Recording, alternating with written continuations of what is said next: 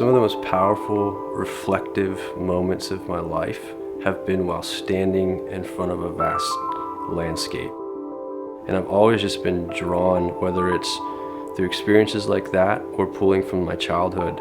There's a mysterious element to nature that's out there, and I think that there's an undercurrent in all of us as human beings that seeks that mystery, whether we realize it or not. My studio is definitely a safe place for me to be alone with my thoughts, and so in that experience of painting is almost very spiritual in a way, because you're arguing in your mind and you're having all these thoughts and emotions that are there, and once you can clear out those thoughts and getting really dialed in, something starts to happen. It's a really beautiful thing where you almost kind of become this medium where you're just receiving something and you're putting it back out into the world. But at the same time, there are days where it's just work. You're just putting in the work, but you're hoping for those moments to happen, and they do along the way. I'm married to an amazing woman. Her name's Ty. I got a 3.5-year-old Luca and a 1.5 Leo, and they have both just completely rocked my world. And it's pushed me as an artist. It's helped me learn about discipline and sacrifice. Yes, I do have to make time for my craft, but how much time and what parts of the day? It's a really hard transition from working on freelance graphic design work all day to then come home at 5 o'clock and then to know that, okay, I have this time to be present with my kids, but then I gotta go back upstairs to the studio and work until midnight or 1 in the morning. Most of the time when it's nights, I don't feel inspired.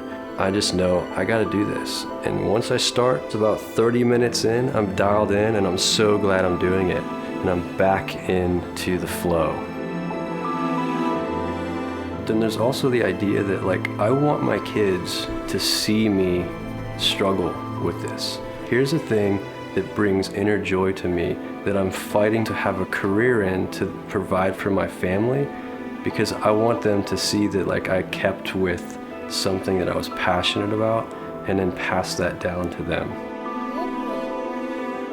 I think there's a surface level of success, and I think there's a deeper level of success, and it's good to have that surface level of success, whether you're selling a painting here, you're selling a painting there, you're getting a show here, you're getting representation here.